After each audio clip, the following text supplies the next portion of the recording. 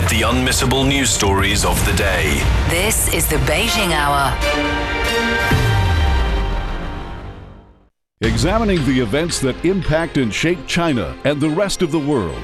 This is the Beijing Hour, 1 hour of news and information brought to you every weekday. Now here's your host. Shane Bigham with you on this Wednesday, June 24th, 2026. You're listening to the Beijing Hour, coming to you live from the Chinese capital. On today's program, the Chinese premiers addressed the opening of the Summer Davos meetings, telling delegates of China's economic stability, vitality, and innovation. Top defense and security officials from the BRICS countries have concluded their meetings in New Delhi, and China's first secretaries are helping to revive and inspire the country's rural communities. In business, the Mobile World Congress in China is promoting high technologies and their applications. In sports, Ronaldo silences his critics at the World Cup. In culture and entertainment, the 17th Cross-Strait Film Exhibition in Taipei. Now checking the day's top stories. Chinese Premier Li Qiang says the country's economy has demonstrated stability, innovation, vitality, and integration with the rest of the world at the beginning of the 15th five-year plan period. He addressed the opening plenary of the 17th annual meeting of the new champions, also known as the Summer Davos, in Dalian. Premier Li said the Chinese economy has maintained strong resilience and positive momentum in kicking off the new five-year plan period, with its stability providing the much-needed certainty in an increasingly uncertain world. He also said China remains committed to actively expanding, opening up for integration into the global economy. We have extended zero tariff policies to 63 countries. We stayed as the world's second largest import market for 17 years running. And in the first 5 months of this year, we recorded an import growth of 25%. Well, meantime, Premier Li said innovation-driven cooperation is inevitable if the world is to overcome the growth dilemma. He highlighted China's experiences in innovation, citing Chinese companies' sustained investment in scientific research that is now reaping tangible rewards. The country's technological innovation has strengthened industrial upgrading, which in turn accelerates more tech iteration. Premier Li said China's digital ecosystem and how the country is delivering innovation dividends to the rest of the world. This year marks the start of the 15th five-year plan. And during this period that ends in 2030, we will further strengthen research on key technologies. We will significantly raise the proportion of basic research funding. We will continuously enhance the capacity for original innovation. All this will provide an inexhaustible source of energy for the innovation and high-quality development of China's economy. And for more analysis, Pan Deng spoke to commentator Andy Mock. Premier Li Qiang says China has become a major hub for innovation sectors ranging from AI to other emerging technologies. What does this tell about China's current growth model? I think the headline here really is China Opportunity 2.0, and the message not just to foreign businesses but foreign governments, NGOs, is that come not just for the innovation ecosystem but the deployment surface and the supply chain depth. And what I mean here by the deployment surface is that China really is a 1.4 billion person test bed where new concepts, new products can be rolled out very, very quickly. Municipal governments have the opportunity to mandate adoption, look at electric vehicles. So I think this really is the essence of what we're looking at when we look at this innovation-driven economy. And this really is China Opportunity 2.0. Let's look deeper into this year's theme of the Summer Davos. It's innovating at scale. Now, when we're talking about scaling, it's not only about lab results, but more about transformation, implementation, and market value, and of course, production. What's your reading into this? No, that's absolutely right. You know, it's the lab breakthroughs that usually get all the headlines, but ultimately what changes people's lives and improves society is diffusion. And I mentioned deployment surface earlier. And, you know, China really is a 1.4 billion person test bed. And why this matters so much for innovation at scale is whether you're a domestic company, you're a foreign company, you can deploy very, very quickly in China. The government, from the local local level to the provincial level to the national level is very supportive and able to reduce risk. So I think this is crucial. And I'll give you a quick example. This morning I was talking with a CEO of a Japanese robotics startup, and he's coming to China because they use Chinese Unitree robots, which they then customize for healthcare applications in Japan. So we can see here, again, another example of this innovation at scale, because Chinese companies like Unitree are very quickly being able to produce massive numbers of robots at a very competitive cost, which allows really very diverse applications. That was commentator Andy Mock talking about his takeaways from the Summer Davos. And at this year's Summer Davos, there are nearly 30% more international participants than last year. Wu Bin reports from Dalian. Actually, my observation at the exhibition hall do echoes with the statistic. I do see more international faces than Chinese ones. And I would like to talk about one interesting point I found is that the opening plenary kicked off at around 10 o'clock this morning.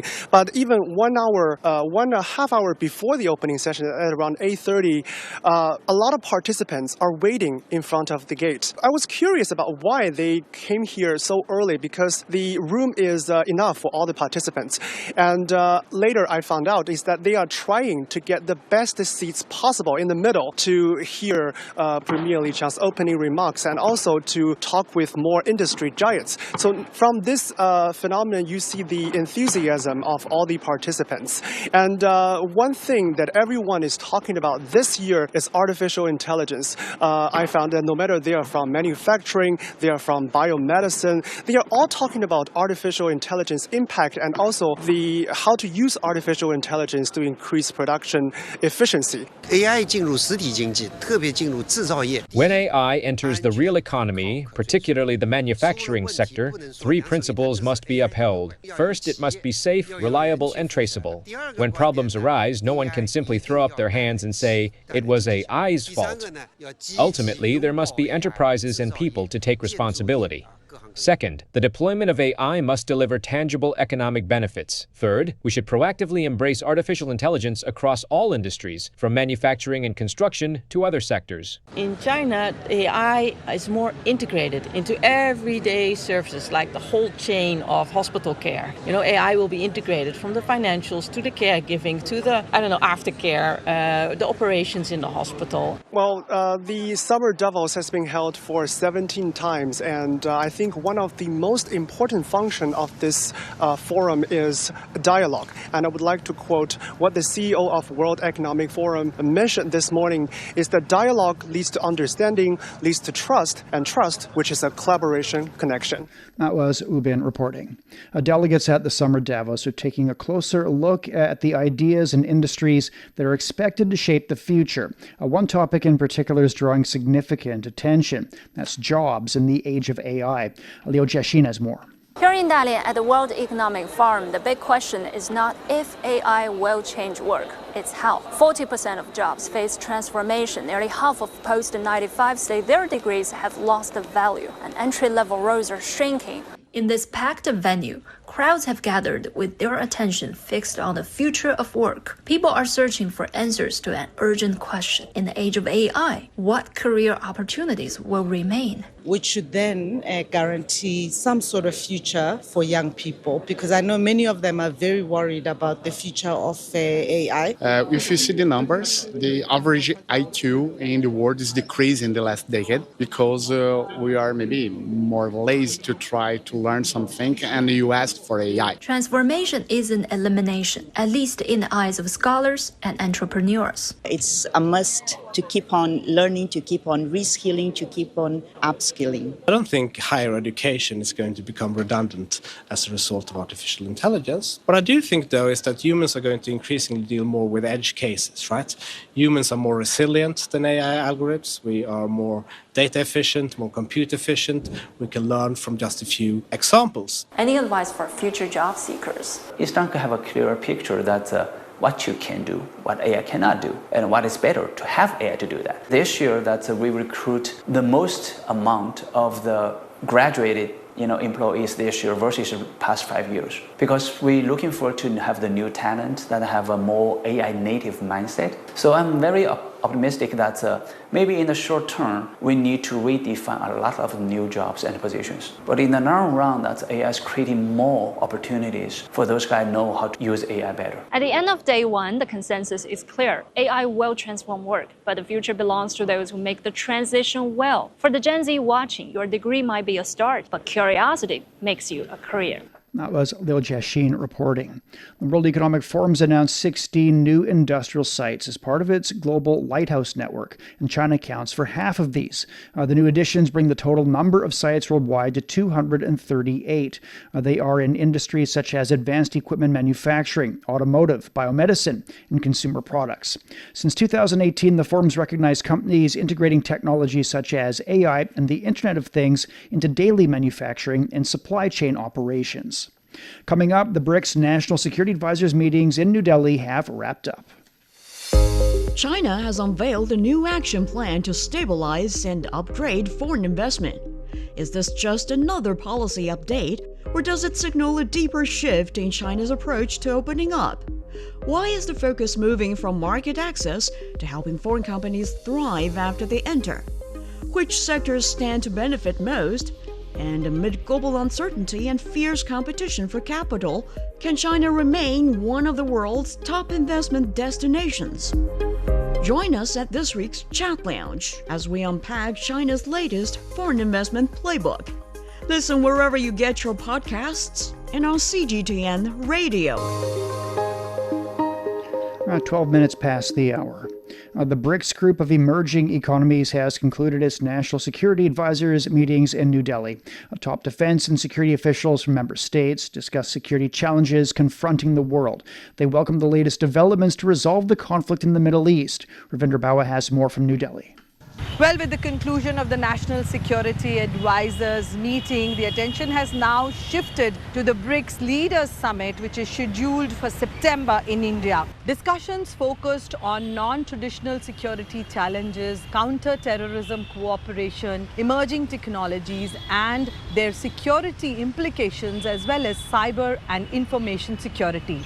In his opening remarks, India's National Security Advisor Ajit Doval said that the grouping has an important role to play in a rapidly changing world where the mechanisms for resolving conflicts appear to be losing effectiveness. Welcoming the MOU between Iran and US, he said the opening of the Strait of Hormuz would help improve supply chain stability. Doval also met with Chinese Foreign Minister Wang Yi on the sidelines of the meeting. India's Foreign Ministry described the discussion between the two sides as constructive and forward-looking. According to a Chinese Foreign Ministry readout, Wang said both sides should respect each other's core interests and properly manage sensitive issues. Developments in the Middle East form the dominant backdrop to the BRICS National Security Advisors meeting. The grouping discussed the role of BRICS on a global stage, which has become important at a time when the world is marked with instability and uncertainties. That was Ravinder Bawa reporting. China's call for a permanent ceasefire, the restoration of normal navigation in the Strait of Hormuz, and rebuilding mutual trust among countries in the Middle East. Senior Chinese diplomat Wang Yi made the remarks in his meeting with Ali Mohammed Hamad al-Shamsi, Secretary General of the Supreme National Security Council of the United Arab Emirates. Wang noted the close communication between China and the UAE since the conflict over Iran broke out. He said the Middle East should not become an arena for major power rivalry, nor a victim of geopolitics. China will continue to support the UAE's constructive role in promoting long-term peace and stability in the region. The UAE official thanked China for its active role in seeking a political settlement of the conflict. He added that the UAE is ready to maintain coordination with China, support diplomatic efforts to achieve lasting regional peace, and safeguard the security of international shipping and supply chains. The two officials met in New Delhi on the sidelines of the BRICS security meeting. Iran and the U.S. have separately confirmed that the Strait of Hormuz is now fully open to commercial vessels. This comes after Qatari and Pakistani mediators announced encouraging outcomes from the first round of indirect Iran-U.S. talks in Switzerland. U.S. Secretary of State Marco Rubio says no country can impose tolls on the strategic energy shipping route. The U.S.-Iran MOU requires both sides to halt military operations on all fronts and reach a final peace agreement within 60 days. Iran says the Strait of Hormuz situation will be reviewed after 2 months. The International Maritime Organization's announced an evacuation plan for 11,000 stranded seafarers through the Strait of Hormuz. The UN agency says the operation will involve Iran, Oman, and other regional states, as well as the U.S. and the shipping industry. UN spokesperson Stéphane Dujarric called it a major step to ease the humanitarian crisis for crews who faced months of uncertainty. The IMO Secretary General, Arsenio Dominguez, said IMO secured the necessary safety guarantees and thoroughly verified the conditions for safe navigation to support these operations. The operation marks a significant step towards alleviating the humanitarian impact of the crisis on thousands of seafarers who've endured months of uncertainty, months of unrestricted movements, and mounting welfare concerns. IMO's announcement included instructions from Oman on how ships can navigate the strait, the narrow Persian Gulf choke point that once handled a fifth of the world's traded oil and gas before the war. But the fragile ceasefire has been tested after Iran said it closed the strait again over fighting between Israel and Hezbollah. Separately, a new UN human rights report on Sudan verifies 546 incidents of conflict-related sexual violence across 16 states since the conflict began. The spokesman said these crimes demand accountability. Pakistan and Iran have reaffirmed their commitment to regional peace, dialogue, and diplomacy. This followed talks between Pakistani Prime Minister Shehbaz Sharif and visiting Iranian President Masoud Pezeshkian. Prime Minister Sharif described the discussions as warm and cordial, focusing on bilateral relations, regional stability, and mutual interests. He noted that this was the first meeting between the two leaders since the signing of the Islamabad Memorandum of Understanding between the U.S. and Iran. The meeting also came after initial technical talks in Switzerland. Both sides emphasized resolving outstanding issues through diplomacy and dialogue. Prime Minister Sharif also thanked Iran for its trust in Pakistan as a friend and mediator and pledged to work closely with Tehran for shared progress and prosperity. The two nations agreed to expand cooperation across all sectors of mutual interest. The fifth round of U.S.-mediated negotiations between Israel and Lebanon has begun in Washington. Ending hostilities in Lebanon is a key part of the U.S.-Iran MOU. U.S. Secretary of State Marco Rubio is in the Middle East, rallying regional allies behind the agreement. Walter Morris reports from Washington, D.C.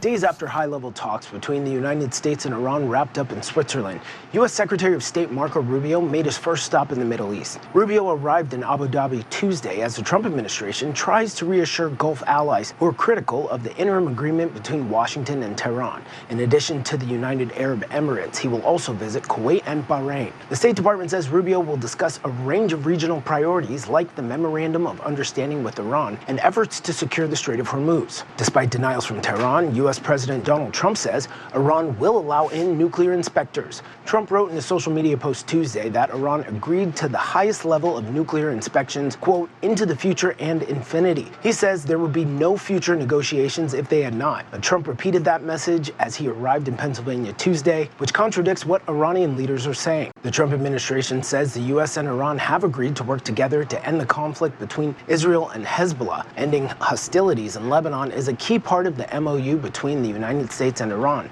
And Tuesday, Lebanon and Israel began another round of talks at the State Department in Washington. Lebanese officials say face-to-face negotiations with Israel are the only way to end the war. There have been 4 rounds of negotiations between Lebanon and Israel since April. The State Department says the talks will involve military and political delegates with the goal of advancing a peace agreement between the two countries. For months, Iran has linked Lebanon to peace negotiations with the United States. During negotiations in Switzerland, the U.S. and Iranian officials say they developed a framework to end the fighting and ensure Lebanon's sovereignty. But Monday, Israeli officials said they'll continue operations in southern Lebanon to neutralize threats and maintain security zones. The State Department says the latest talks between Israel and Lebanon will go until Thursday. That was Walter Morris in Washington. Lebanese President Joseph Aoun says his country will accept nothing less than an end to Israel's occupation of its territory. Aoun was responding to the latest round of negotiations between Lebanon and Israel, hosted by the U.S. in Washington. The president also spoke by phone with U.S. Vice President J.D. Vance and Secretary of State Marco Rubio. A statement from Lebanon's presidency said U.S. officials reaffirmed support for extending Lebanese state authority across all territory and strengthening sovereignty through the army and security forces. They also discussed a proposed scheme involving the U.S., Lebanon, and Iran to help consolidate the ceasefire and monitor its implementation. Even as talks proceeded, Israeli troops killed 2 civilians in southern Lebanon Lebanon's Nabatea area. Hezbollah condemned the attack as a ceasefire violation. Coming up, China's ongoing efforts to promote rural revitalization. Discover the realities and responses to our changing climate with Climate Watch. Uncover critical issues such as the Masai Mara's disrupted wildebeest migration and the drop in the Panama Canal's water levels. Delve into solutions for a sustainable future. Tune in to Climate Watch on your favorite podcast platform. Become more eco-conscious and take action to protect our planet. At 21 minutes past the hour. Across China, thousands of officials, academics, and employees from state-owned enterprises have gone to rural communities as first secretaries, bringing outside experience and new ideas to support rural revitalization. One of them is Wang Yuanyuan, a former journalist from Fuzhou who now works in a mountain village more than 300 kilometers away, helping connect people, resources, and opportunities. And Zhang Tao has a story. Wang Yuanyuan has a habit of collecting connections. It's a skill she developed during years as a journalist in Fujian province. Today, she puts that skill to use in a very different role. First secretary of Dabu village.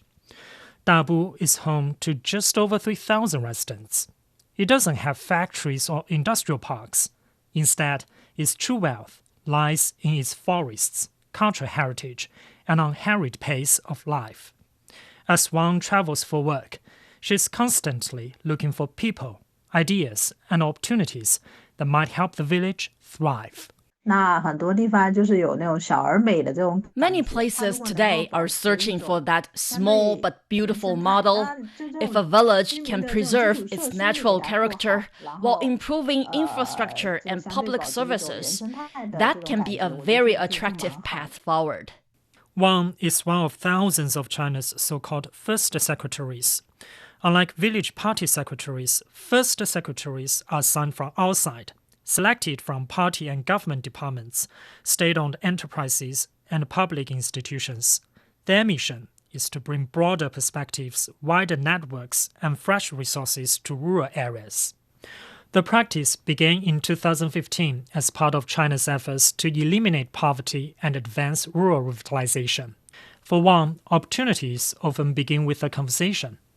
Years of journalism taught her how to ask questions, build relations, and recognize possibilities others might overlook. Last year, she met a foreign professor interested in China's rural governance system. What began as a casual exchange eventually evolved into a village project. After months of coordination, Wang helped bring the professor to Dabu village, where he shared ideas on village management and rural development.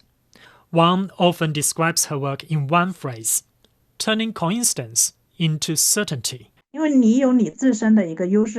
You start with your own strengths and experiences. Along the way, you meet people and connect with resources.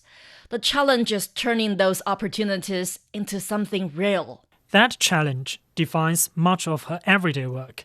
She coordinates with local officials, village leaders, residents, and entrepreneurs, helping secure development funding while introducing ideas for the village's long-term planning.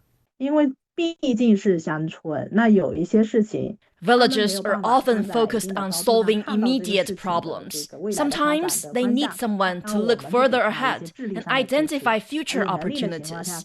If we can bring in ideas, resources, and connections, then chance opportunities can become lasting development. Now, more than halfway through her 3-year assignment, Wang is working to promote Dabu's cultural heritage and explore new development opportunities rooted in the village's unique character. She also hopes to create conditions that encourage young people to return home and start businesses of their own. As Wang walks through Dabu today, nearly everyone knows her by name. Her notebook is still full of phone numbers. She is still collecting connections. Only now, they are for a village instead of a newsroom. For the Beijing Hour, this is Zhang Tao. The combined GDP of China's 5 provincial-level autonomous regions has more than doubled from around 3.2 trillion yuan, roughly $470 billion in 2012, to over 8.6 trillion yuan in 2025. The regions include Inner Mongolia, Guangxi, Xizang, Ningxia, and Xinjiang. Officials say the growth reflects steady economic development and improved living standards across these areas. A Chinese mainland spokesperson says the Taiwan region's Democratic Progressive Party authorities are troublemakers, undermining regional peace and stability by stubbornly clinging to a separatist stance. Spokesperson Zhang Han for the State Council Taiwan Affairs Office said seeking secession by relying on external forces and building up military forces is the root cause of tensions and turbulence across the Taiwan Strait. Zhang said only when the DPP authorities recognize the 1992 consensus, which embodies the One China principle, and cease all separatist acts, can cross-strait consultations and dialogues resume and relations return to the correct path of peaceful development. The spokesperson stressed that the mainland's willing to strive for peaceful reunification with the greatest sincerity and utmost efforts, but will never promise to renounce the use of force, nor will it leave any room for separatist activities in any form. This year marks the 10th anniversary of Brexit. Following Keir Starmer's resignation on Monday, 6 prime ministers have held office over the decades since the referendum, fueling growing public alienation with politics. Clacton-on-Sea is widely regarded as the birthplace of Britain's Brexit movement. Around 70% of its residents voted to leave the EU in the 2016 referendum. Jeff Moody spoke with those who voted to leave to find out how their attitudes have shifted. Sometimes in life, you don't need words. A look says it all. Do you think we made the right decision to leave the European Union? I don't know. I can't answer you. I don't know. I really stay out of news and politics, to be honest with you. I don't like any of them. And no, I don't think things are improving. When a country operates under a first-past-the-post democratic system that the UK operates under, sometimes very small communities affect the whole country, and that certainly was the case in Clacton. By electing Nigel Farage back in 2024, you can argue that the whole face of British politics changed, and you can also argue that that led indirectly to the resignation of Sir Keir Starmer. So you might expect to find a community here that's engaged, that feels powerful, but actually it's anything but. The people here are not only distrusting of politicians, they're disinterested too. I think they all give you false promises. They tell you what they think you want to hear. Would life be different here had Britain stayed in the European Union? I'm not sure about that because I don't think I understood the facts of it all. I just wanted us to be able to control our own country and not let other countries tell us what to do. So what did you vote then, and would you vote the same now? I voted out then. I'm not sure about now. Some say the Brexit vote was so divisive, it tore communities and families apart, so much so that people can barely even say the word, the B word. Those divisions still exist, and we still have an astounding level of political instability in the UK that really started from the vote to leave the EU. Divisions that are amplified on social media. It's hard because what do you believe when there's so much on there and people are so easily influenced these days? People offer different explanations for the growing sense of political disengagement, from social media and traditional politics to the divisions exposed by Brexit. But what is clear is that communities like Clacton have played an important role in some of the biggest political shifts Britain has seen in recent years, whether they like it or not. This is Jeff Moody reporting. A study finds that a green version of the Mediterranean diet may improve gene activity linked to heart health, diabetes prevention, and healthy aging. Researchers from Israel's Ben Gurion University and international partners published the findings in the journal Clinical Nutrition. The diet emphasizes plant-based foods, including green tea, walnuts, and a daily shake made from the aquatic plant mankai, while limiting red and processed meats. 29 past the hour, Beijing will be getting thunder showers tonight, sunny tomorrow, a low of 21, and it's up to 33 on Thursday. Shanghai will see a light rainfall, becoming overcast tomorrow, a low of 21 and a high of 27. Chongqing has a light rain in the forecast tonight and tomorrow, a low of 23 and a high of 26. Nanchang will see moderate rain tonight, becoming overcast tomorrow, a low of 23 and a high of 29. Lhasa is getting some clouds tonight, showers developing tomorrow, a low of 14 and a high of 26 degrees. It's time for a short break. So far this hour, the Chinese premiers addressed the opening of the Summer Davos meetings, telling delegates of China's economic stability, vitality, and innovation. Top defense and security officials from the BRICS countries have concluded their meetings in New Delhi. And China's first secretaries are helping to revive and inspire the country's rural communities. Shane Bigham with you. Stay with us here on the Beijing Hour. From the refreshing cup of tea that starts your morning to the paper that you write on, the roots of many familiar parts of modern life can be traced back to ancient ideas. Join us on Made in Ancient China and discover how ideas born millennia ago became some of the world's greatest treasures. Made in Ancient China brings you stories of human ambition, inspiration, and connection. Now available on all major podcast platforms. Shh, listen up. Can you hear the heartbeat of our world? It's vibrant and pulsating with the essence of life itself. From the stem of trees to the gurgle of rivers. From the silent strength of mountains to the icy whispers of glaciers. Even the solid ground beneath our feet. Right there, in the midst of all, beats the heart of humanity. What if those other heartbeats were to stop? Would ours keep on ticking? Examining the events that impact and shape China and the rest of the world. This is the Beijing Hour, 1 hour of news and information brought to you every weekday. Now here's your host. Shane Bigham with you on this Wednesday. Still to come. In business, the Mobile World Congress in China is promoting high technologies and their applications. In sports, Ronaldo silences his critics at the World Cup. In culture and entertainment, the 17th Cross-Strait Film Exhibition in Taipei. To contact us, you can email radio@cgtn.com or follow our X account @CGTN Radio.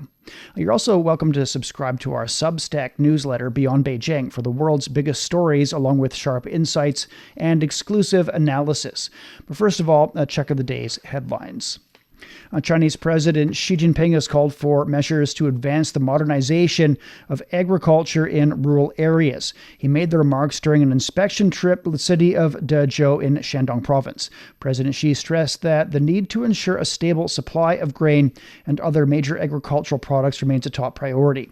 He called for stronger support for grain production, wider use of advanced farming technologies, and continued improvements in agricultural infrastructure. President Xi also emphasized building livable and prosperous rural communities, urging officials to deliver tangible benefits to the people and help farmers create better lives through hard work and innovation. Chinese Premier Li Qiang says the country's economy's demonstrated stability, innovation, vitality, and integration with the rest of the world. He was speaking during the beginning of the 15th five-year plan period. He addressed the opening plenary of the 17th annual meeting of the new champions, also known as the Summer Davos, in Dalian.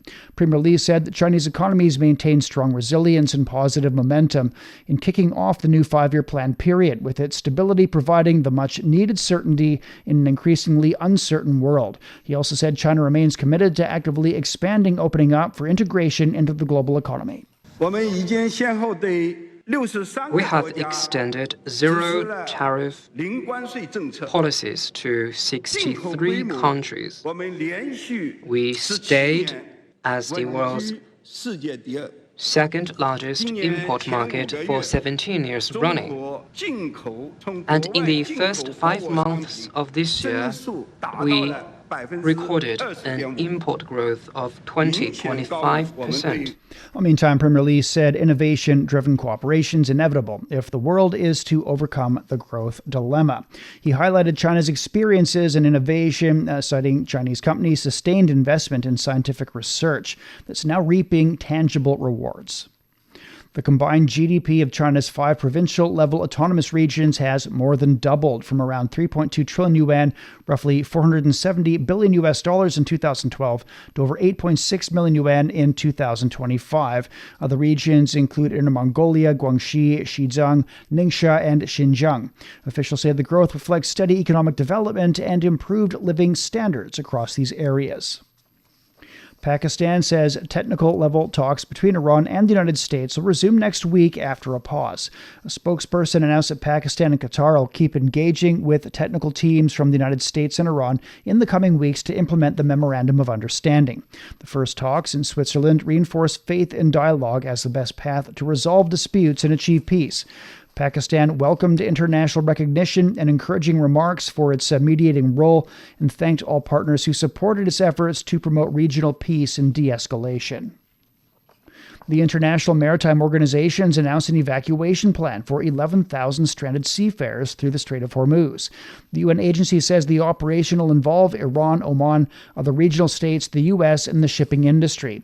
UN spokesperson Stéphane Dujarric called it a major step to ease the humanitarian crisis for crews who faced months of uncertainty. The IMO Secretary General, Arsenio Dominguez, said IMO secured the necessary safety guarantees and thoroughly verified the conditions for safe navigation to support these operations. The operation marks a significant step towards alleviating the humanitarian impact of the crisis on thousands of seafarers who've endured months of uncertainty, months of unrestricted movements, and mounting welfare concerns. Well, IMO's announcement included instructions from Oman on how ships can navigate the strait, the narrow Persian Gulf choke point that once handled a fifth of the world's traded oil and gas before the war. You're listening to the Beijing Hour, and coming up in business, the Mobile World Congress in China is promoting high technologies and their applications. The Beijing Hour, your window on China and the rest of the world. 36 past the hour now.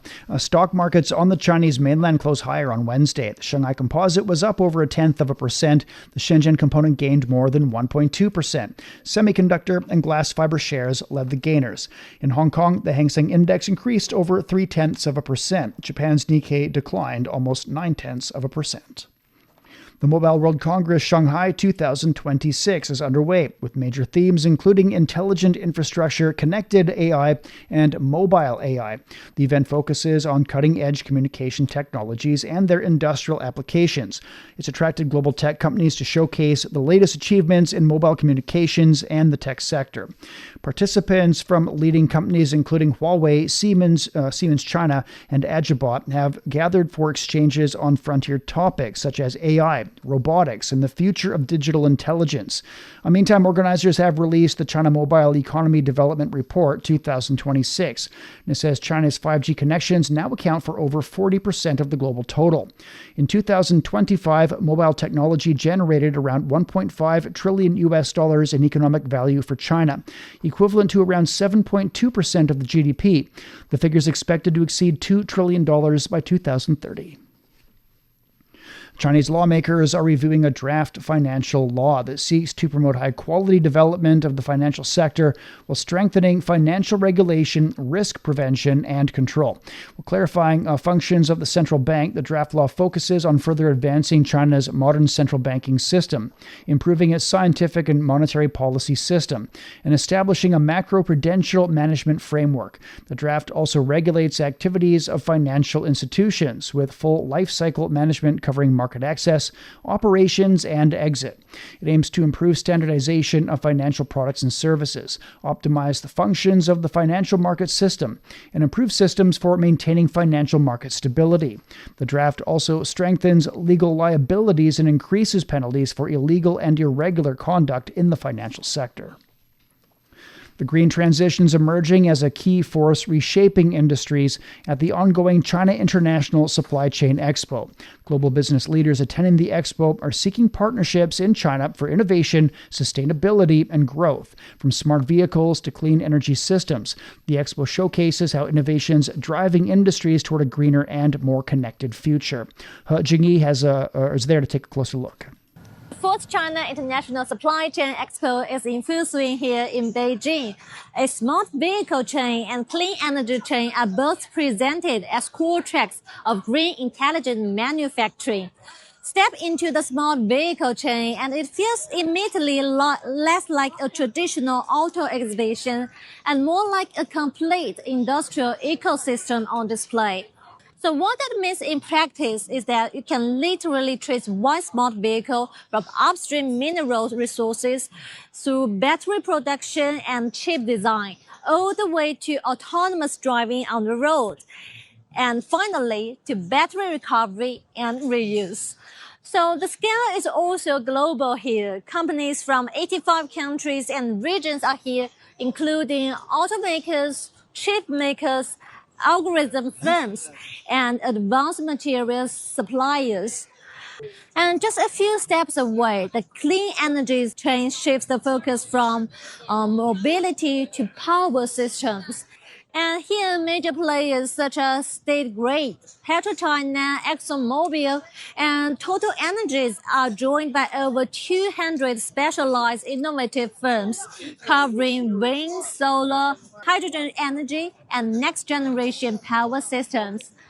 Earlier on Monday, 7 clean energy cooperation projects were signed at the booth, involving overseas renewable development, equipment exports, and joint power plant construction, with a total value exceeding 12 billion yuan, that's $1.7 billion. Taken together, these two chains actually reflect a common direction, the convergence of AI, manufacturing, and energy systems into one increasingly intelligent and interconnected industrial ecosystem. That was He Jingyi reporting. Australia serves as the guest country of honor at this year's China International Supply Chain Expo for the first time. From solar power and critical minerals to AI-enabled energy systems, the country is looking to deepen cooperation with China across the clean energy supply chain. For more, Lian Qingshuan spoke with John Grimes, CEO of Renewable Energy Council Asia Pacific. Critical minerals are essential to the global energy transition. As a major supplier of lithium, nickel, and other key resources, how can Australia and China work together to build a more resilient and sustainable supply chain? Australia is like the periodic table of minerals. We have so much mineral wealth. We are such a good supplier and partner to China. We supply all of the iron ore to China today. And so we know China can depend on Australia as a very good partner and friend. And we want to do that with all of the minerals that drive the transition, the copper, the nickel, the other minerals you mentioned, because that is essential to actually build the products that is going to transition the world. And green hydrogen is widely seen as a key part of the next phase of the energy transition. So where do you see the greatest potential for China-Australia cooperation in the hydrogen sector? Well, hydrogen's super exciting because you can make green hydrogen without any emissions. Hydrogen added with nitrogen from the atmosphere makes ammonia. Ammonia is the basis of fertilizer. So if we want to pull emissions out of the agriculture sector, today we make ammonia from fossil fuels. It creates a lot of emissions in the atmosphere. Working together, Australia and China could have massive solar farms, wind farms in China and in Australia, and actually produce renewable hydrogen that produces renewable ammonia that feeds the world. That's a great opportunity for us. Nowadays, new technologies such as artificial intelligence, digitalization, and smart grids are reshaping the energy industry. So how will they transform future energy systems? Absolutely fundamentally. We're getting much smarter through AI at how we apply energy, how we link supply and demand, how we reduce emissions. So I think that China's world-leading AI capability, combined with the track record and experience that we have, real-world experience in Australia, means that we can develop these great systems of the future that will rapidly transition the global economy and create great value for both of our countries in the process. At a time of growing uncertainty in global supply chains, how can China-Australia cooperation in new energy help bring greater stability and certainty to the Asia-Pacific region? Australia is geographically part of the Asia-Pacific region. This is our home. Nothing's going to change that. So our most important trading partners are China, North Asia, Southeast Asia. We're an important supplier. We've been here forever. We're going to be here forever. So it's so important that we have those deep friendships and relationships that mean we have stability in turbulent times to make sure that we secure the best outcome for our people and for our economy. That was CEO John Grimes at the Renewable Energy Council Asia Pacific talking about China-Australia energy cooperation. A supercomputer in China has outranked its U.S. counterparts as the world's most powerful, marking the first time since 2017 that a Chinese computer has topped the list, sometimes viewed as a measure of a nation's technological prowess.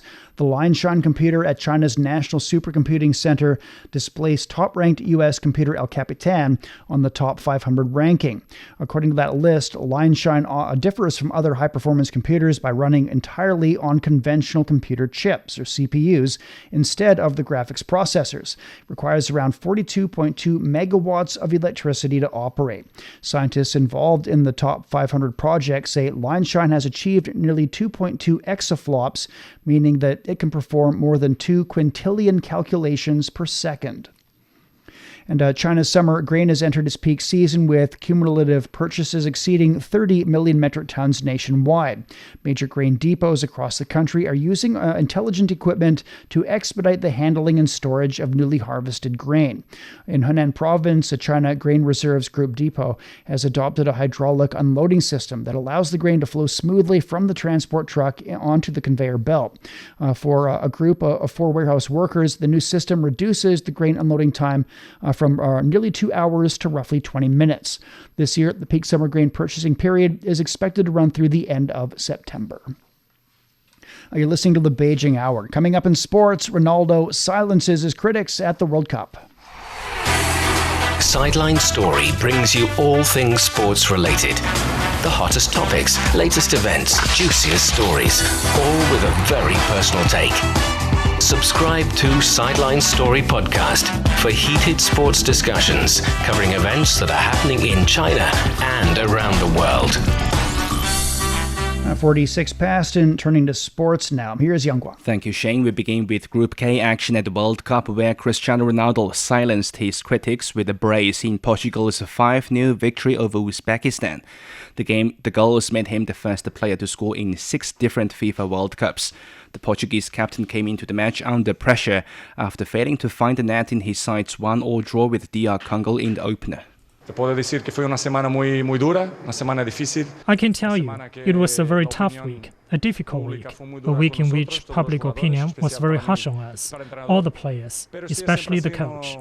But nothing ever goes wrong, because, as we can imagine, it's been 23 years in the profession. And whenever things go well, Cristiano is good. When things go badly, he's retired, he's old. It will always be like that. But it was a good response for me and my teammates. Ronaldo was named the man of the match. At 41, he became the second oldest player to score at a World Cup, behind Cameroon striker Roger Milla, who scored at the age of 42 during the 1994 tournament in the United States. Ronaldo's World Cup scoring run began in 2006, and he has now found the net in every edition since. The 2 goals also extended his international record red tally to 145 and took his World Cup total to 10, becoming Portugal's all-time leading scorer at the tournament.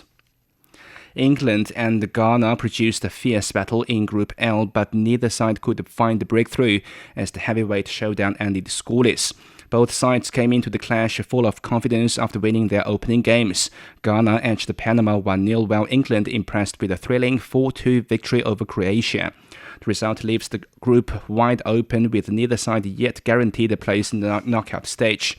Ghana midfielder Kwasi Siebel praised his team's defensive display, saying holding the star-studded England side scoreless gives the squad confidence heading into the final group match. It's a great motivation for us to fight for the next game, because I feel like we're playing against a tough team, a tough side that have individual qualities, and they have a great team. So playing against a national team like this and 0-0 without considering a goal, it's a big motivation for us to know that we can do it. England came agonizingly close to a late winner in the 86th minute. Nico O'Reilly rose highest to meet a cross, only to see his header crash against the crossbar. Harry Kane pounced on the rebound, but England captain could only fire over the bar with a goal at his mercy. Despite the frustration, England extended an impressive record. The Three Lions remain unbeaten against African opposition at the World Cup, with 9 matches played and no defeats. For more, here is Tianyu in the studio for game analysis. Let's talk about those 2 games. First of all, there has been some debate about whether Portugal should continue starting Cristiano Ronaldo. But after this win, is that debate over? Yeah, I would say yes. I mean, Portugal should definitely start Ronaldo. He's obviously not the same player physically, but he still gives them a lot with his smart movement, positioning, and his clinical finishing inside the box. And what stood out to me against the game in the game against Uzbekistan was actually his attitude. He just looked much more willing to play for the team rather than just chasing goals. And I also don't think Portugal's first game issues were really about Ronaldo. I mean, it was more about the setup. Bruno Fernandes in the game was pushed too high, the wings weren't used very well, and the team just looked awkward. And once the head coach Roberto Martinez adjusted things in the second game, Portugal looked much smoother, and Ronaldo looked more comfortable too. So I think for me, it's less about whether Ronaldo should start, but more about whether Portugal are building the right system around him. Right, now moving on to the England game. Does this England side feel different to you? What have you made of their performances so far? Well, yeah, I would say so. I think this England team does feel a little bit different. Under Thomas Tuchel, they look more organized and practical, and there's a clearer idea of how they want to play. And right now, everything is built around their star forward, Harry Kane, which I think is the right call because he just can do so many things. He can score, he can drop deep, link play, and basically hold the whole attack together. But my concern about them is that they still don't look great against teams that sit deep, and we saw that clearly against Ghana. Once the game slowed down and the opponent defended deep, England didn't have many answers. So I like the structure more than before, but the big question is whether they can break down defensive teams in the knockout stages, because that's where tournaments usually get tricky. Right, that was Tian Yu for the World Cup game analysis. Now, Luka Modric etched his name deeper into football history, becoming just the fourth men's player to reach 200 international appearances as Croatia defeated Panama 1-0 in Group L. The veteran midfielder marked milestone with a hard-fought victory, while substitute Ante Budimir delivered a decisive strike in the 54th minute to hand Croatia its first win of the tournament. The result keeps Croatia firmly in the race for the knockout stage and ends Panama's campaign after back-to-back defeats. And finally, Daniel Munoz struck again as Colombia secured a place in the World Cup knockout stage with a hard-fought 1-0 win over DR Congo. Muno's second-half winner proved decisive, while Colombia held its nerve late on to make it 2 wins from 2 and move on to the top of Group K on 6 points. The South Americans now turn their attention to a blockbuster clash with Portugal on Saturday, with the first place in the group at stake. All right, thank you very much. That's Yang Guang with sports. You're listening to the Beijing Hour, and coming up in culture and entertainment, the 17th Cross-Strait Film Exhibition in Taipei. Pulse Plus, a selection of the best podcasts in China, covering history, customs, music, literature, and in-depth dialogues. Find your way to a wealth of Chinese culture and thinking, all on Pulse Plus. 53 past the hour. In culture and entertainment, the mainland section of the 17th Cross-Strait Film Exhibition opened in Taipei on Tuesday, featuring 8 mainland films across a range of genres. The lineup includes the arthouse drama The Sun Rises on Us All, the historical war epic Dongji Rescue, and period films The Lichi Road and Shi Tai. Mainland filmmakers are also taking part in post-screening discussions and industry exchanges with audiences and film professionals in Taiwan.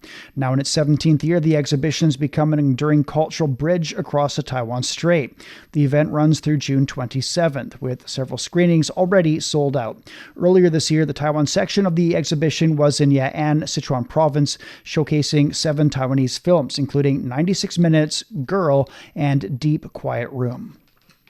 Global art sales climbed to nearly $60 billion last year, up 4% as the international art market continued its steady recovery. China ranked 3rd globally, with its artists gaining visibility and influence beyond its borders. Julia Hamilton reports from Art Basel in Switzerland. From famous works by Damien Hirst to Picasso masterpieces, Art Basel is attracting collectors and art lovers from around the world. Works by more than 4,000 artists are on show, presented by 290 galleries from 43 countries and territories. It comes as the global art market returns to growth after several challenging years. From multi-million-dollar masterpieces to cutting-edge digital installations, Art Basel has once again transformed the Swiss city into the center of the global art world. But as well as record sales and celebrity collectors, China's growing influence is also drawing attention. Qiang Art Gallery has been bringing works by prominent artists like Ding Yi to Art Basel for 26 years. China, very, very interesting, because the artists there have a very good education. They have a lot of competition and they have often a global view. Sometimes the view is more global than artists from here. China's presence at Art Basel is not only about the artists on the walls, but also about the growing power of Chinese buyers. According to the Art Basel and UBS Global Art Market Report, China remains the world's third largest art market, accounting for around 14% of global art sales. Dealers here say Chinese collectors have become an increasingly important part of the global art market, with demand spanning from established names to younger contemporary artists. Market that is very diversified. The Chinese market, the Chinese collectors, no matter private museums or private collectors, I think they are very, their interests are very diverse. As Art Basel continues to set the tone for the international art market, China's role as a major force in both collecting and creating art appears firmly established. That was Julia Hamilton reporting. Well, as the 2026 Summer Davos Forum explores innovation and economic transformation in Dalian, one session draws on ancient Chinese wisdom to address modern challenges. American martial arts instructor Jack Pinnock, a 16th-generation inheritor of the Wudong Sanfeng lineage, shares insights from Taoist philosophy and Tai Chi with global participants. Pinnock has spent more than 15 years studying at Wudong Mountain.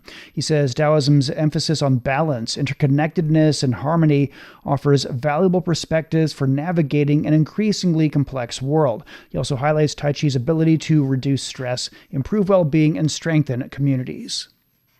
And Chinese artist Jia Wei is exhibiting his Kunpeng-inspired works in New York, bringing Chinese mythology to an international audience.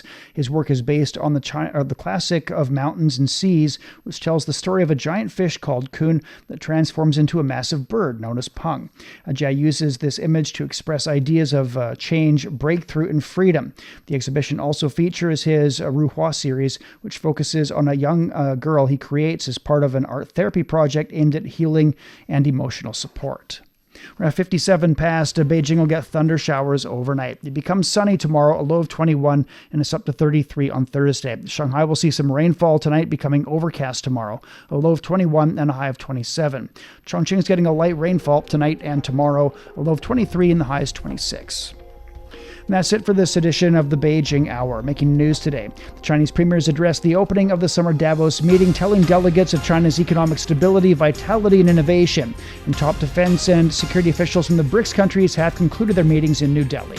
On behalf of the staff, this is Shane Bigham in the Chinese capital, hoping you'll join us for the next edition of the Beijing Hour and open a window to the world together. Find the Beijing Hour at precisely 6 p.m. Beijing time. We meet you on podcast and on air every weekday. The Beijing Hour, your window on China and the rest of the world. He can't live without the Yellow River in his eyes. The Yellow River is so noble and elegant.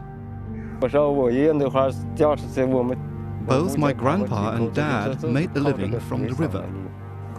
Would you like to move away from the Yellow River? I don't think I will. I love it so much.